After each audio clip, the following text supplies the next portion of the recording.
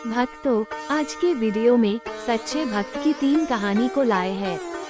एक सच्चे भक्त की कहानी। जी हाँ भक्तों, इस वीडियो को अंत तक जरूर देखना। भक्तों, भगवान एक भक्त के लिए क्या क्या करते हैं, इस वीडियो में ये सारी बातें बताई गई है। इसलिए भक्तों, इस वीडियो को आधा अधूरा मत देखिएगा। कभी भी कथा कहानी को बीच में नहीं छोड़ना चाहिए, इससे देवी देवता नाराज होते हैं भक्तों। इसलिए इस वीडियो को अंत तक देखिएगा। आगे वीडियो को शुरू करने से पहले, हे विष्णु भगवान, जगत के पालनहार, हे भोलेनाथ, हे ब्रह्मा जी और हे माता लक्ष्मी और हे प्रभु राम जी, जो भी भक्त इस वीडियो में भगवान के कथा को देख रहा है, अगर वह भक्त अपने माता पिता को दिल से मानता होगा और उनकी लंबी उम्र चाहता है, वो अपने घर में शांति और खुशहाली भी चाहता हो, अगर वह चाहता है कि उसके घर में कोई परेशानी न आए, तो वह भक्त इस चैनल को लाइक, शेयर और सब्सक्राइब जरूर करेगा।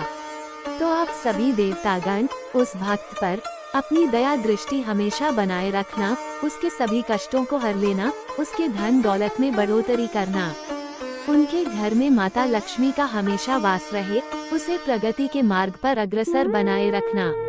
आइए भक्तों, अब वीडियो को शुरू करते हैं। जो लोग भक्ति करते हैं, उन्हें सभी बुराइयों का त्याग कर देना चाहिए। सच्चा भक्त कभी भी किसी लोभ में नहीं फंसता। 2 संत एक साथ रहते थे।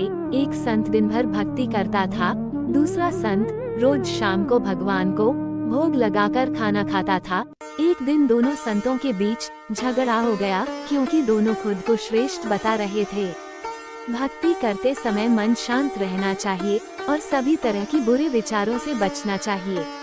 जो लोग इस बात का ध्यान रखते हैं, उन्हें भगवान की कृपा मिलती है। इस संबंध में एक लोक कथा प्रचलित है। कथा के अनुसार पुराने समय में 2 संत एक साथ रहते थे। दोनों की भक्ति का तरीका अलग अलग था। एक संत दिन भर तपस्या और मंत्र का जाप करते रहता था, जबकि दूसरा संत रोज सुबह शाम पहले भगवान को भोग लगाता और फिर खुद भोजन करता था। एक दिन दोनों के बीच झगड़ा होने लगा कि बड़ा संत कौन है। इस दौरान वहां नारद मुनि पहुंच गए। नारद ने दोनों संतों से पूछा कि किस बात के लिए लड़ाई कर रहे हैं।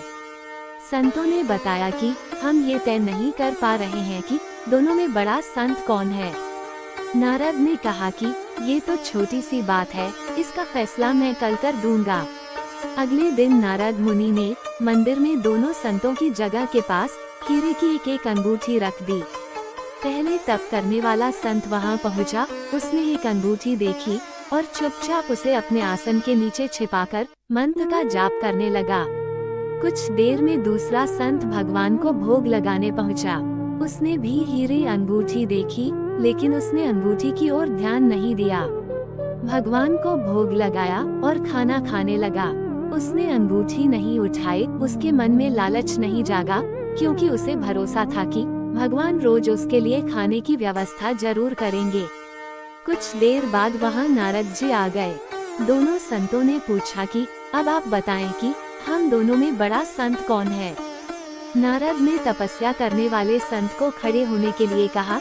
जैसे ही वह संत खड़ा हुआ तो उसके आसन के नीचे छिपी हुई अंगूठी दिख गई।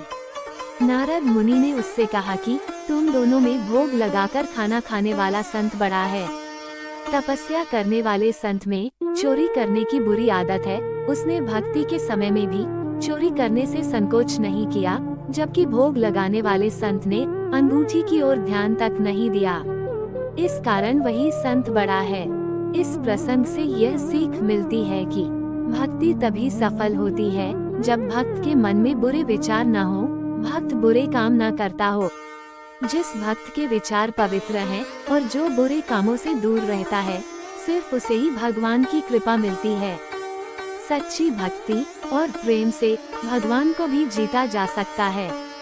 आइए भक्तों, ऐसे ही एक और कहानी को जान लेते हैं। इससे पहले अगर इस चैनल को अभी तक सब्सक्राइब नहीं किए हैं, तो सब्सक्राइब कर लीजिए। आइए भक्तों, कथा का रसपान करते हैं। एक संत और सेठ की कहानी, जिसमें संत का भगवान पर इतना अटूट विश्वास है कि वो प्रसाद में जहरीला भोजन खाने से भी परहेज नहीं करता। इसके बाद भगवान जो करते हैं उसे देखकर सभी हैरान रह जाते हैं। एक सेठ जी बड़े कंजूस था। एक दिन उन्होंने दुकान पर बेटे को बैठा दिया और बोले कि बिना पैसे लिए किसी को कुछ मत देना। मैं अभी आया। अकस्मात एक संत आए जो अलग अलग जगह से एक समय की भोजन सामग्री लेते थे। लड़के से कहा, बेटा जरा नमक दे दो। लड़के ने संत को डिब्बा खोलकर 1 चम्मच नमक दिया। सेठ जी आए तो देखा कि डिब्बा खुला पड़ा था। सेठ जी ने कहा कि क्या बेचा? बेटा बोला, एक संत जो तालाब पर रहते हैं उनको 1 चम्मच नमक दिया था। सेठ का माथा ठनका। वो बोले, अरे मूर्ख, इसमें तो जहरीला पदार्थ है। अब सेठ जी भागकर संत के पास गए। तब तक संत भोजन बनाकर भगवान का भोग लगाकर खाने की थाली लेकर बैठ चुके थे। सेठ जी दूर से ही बोले, महाराज रुकिए, आप जो नमक लाए थे नमक नहीं था बल्कि जहरीला पदार्थ था। कृपा करके आप ये भोजन न करें। संत जी बोले, भाई हम तो प्रसाद लेंगे ही, क्योंकि भोग लगा दिया है। भोग लगाकर भोजन छोड़ नहीं सकते। अगर भोग नहीं लगता तो भोजन बेशक छोड़ देते। ये कहकर संत ने भोजन को प्रसाद समझकर खाना शुरू कर दिया। सेठ जी के होश उड़ गए। वो रात भर वहीं बैठे रहे। सेठ को रह रहकर ये चिंता सता रही थी कि अगर संत को कुछ हो गया तो बड़ी बदनामी होगी।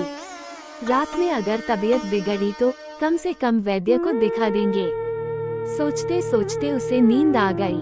सुबह रोज की तरह संत जल्दी उठ गए और नदी में स्नान करने लगे। सेठ जी ने कहा, महाराज तबीयत तो ठीक है। संत बोले, भगवान की कृपा है।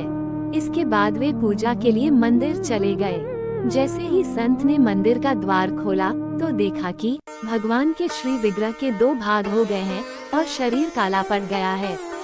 ये देखते ही सेठ को सब समझ आ गया कि भक्त के अटल विश्वास को देखकर भगवान ने भोजन का जहर भोग के रूप में स्वयं ग्रहण कर लिया और भक्त को प्रसाद ग्रहण कराया। इसके बाद सेठ ने तुरंत घर जाकर बेटे को दुकान सौंप दी और स्वयं संत की शरण में आकर भगवान की भक्ति करने लगा। भगवान कैसे निभाते हैं एक सच्चे भक्त से रिश्ता, आइए एक और कहानी को जान लेते हैं। इससे पहले कि हम लोग 2 कथा को जान लिए हैं, अब ये तीसरी कथा है। आइए अब इस कथा को शुरू करते हैं। एक संत थे, वे भगवान राम को मानते थे। कहते हैं, यदि भगवान से निकट आना है तो उनसे कोई रिश्ता जोड़ लो। जहाँ जीवन में कमी है वहीं ठाकुर जी को बैठा दो, वे जरूर उस संबंध को निभाएंगे। इसी तरह संत भी भगवान राम को अपना शिष्य मानते थे और शिष्य पुत्र के समान होता है, इसलिए माता सीता को पुत्रवधू के रूप में देखते थे।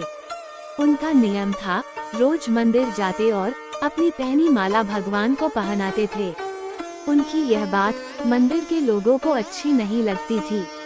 उन्होंने पुजारी से कहा, ये बाबा रोज मंदिर आते हैं और भगवान को अपनी उतारी हुई माला पहनाते हैं।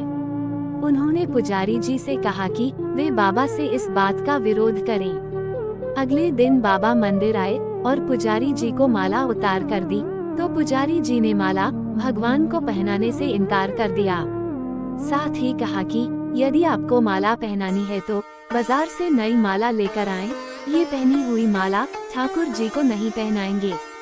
वे बाजार गए और नई माला लेकर आए। आज संत मन में बड़े उदास थे। अब जैसे ही पुजारी जी ने वह नई माला भगवान श्री राम को पहनाई, तुरंत वह माला टूटकर नीचे गिर गई। उन्होंने फिर जोड़कर पहनाई, माला फिर टूटकर गिर पड़ी। ऐसा 3-4 बार किया, पर भगवान ने वह माला स्वीकार नहीं की। तब पुजारी जी समझ गए कि उनसे बड़ा अपराध हो गया है और पुजारी जी ने बाबा से क्षमा मांगी। संत सीता जी को बहू मानते थे, इसलिए जब भी मंदिर जाते पुजारी जी सीता जी के विग्रह के आगे पर्दा कर देते थे। भाव ये होता था कि बहू ससुर के सामने सीधे कैसे आए और बाबा केवल श्री राम जी के ही दर्शन करते थे। जब भी बाबा मंदिर आते तो बाहर से ही आवाज लगाते, पुजारी जी हम आ गए, और पुजारी जी झट से सीता जी के आगे पर्दा कर देते थे। एक दिन बाबा ने बाहर से आवाज लगाई, पुजारी जी हम आ गए। उस समय पुजारी जी किसी दूसरे काम में लगे हुए थे, उन्होंने सुना नहीं। तब सीता जी ने तुरंत अपने विग्रह से बाहर आई और अपने आगे पर्दा कर दिया। जब बाबा मंदिर में आए तो ये देखकर पुजारी जी को बड़ा आश्चर्य हुआ कि सीता जी के विग्रह का पर्दा तो लगा है। पुजारी बोले, बाबा आज आपने आवाज तो लगाई ही नहीं। बाबा बोले, पुजारी जी मैं तो रोज की तरह आवाज लगाने के बाद ही मंदिर में आया था। ये सुनकर पुजारी जी और बाबा समझ गए कि सीता जी ने स्वयं अपने विग्रह के आगे पर्दा किया था। आज से हम मंदिर में प्रवेश ही नहीं करेंगे। अब बाबा रोज मंदिर के सामने से निकलते और बाहर से ही आशीर्वाद देकर चले जाते। सच है भक्तों, भगवान से अगर रिश्ता जोड़ लिया जाए तो वे भी संबंध को निभाते जरूर हैं। सच्चे भक्त को कभी निराश नहीं करते। इसलिए भक्तों सदा सत्य के मार्ग पर चलिए, किसी का बुरा करने का सोचिए भी मत। ईश्वर की कृपा आप पर सदा बनी रहेगी। अब यह वीडियो यहीं पर समाप्त होती है। उम्मीद है ये वीडियो आपको पसंद आई होगी। ऐसे ही वीडियो देखने के लिए अगर इस चैनल को अभी तक सब्सक्राइब नहीं किए हैं तो इस चैनल को लाइक, शेयर और सब्सक्राइब जरूर करें, जिससे वीडियो का नोटिफिकेशन सबसे पहले आपको मिल सके। और जो भी भक्त इस चैनल को लाइक, शेयर और सब्सक्राइब करें, हे विष्णु भगवान, जगत के पालनहार, हे भोलेनाथ, हे ब्रह्मा जी और माता लक्ष्मी, आप उस भक्त पर अपनी कृपा हमेशा बनाए रखना, उसकी सारी मनोकामनाएं पूर्ण करना, उसे किसी प्रकार का कष्ट मत होने देना, उसे सभी कष्टों से बचाए रखना। जय श्री राम।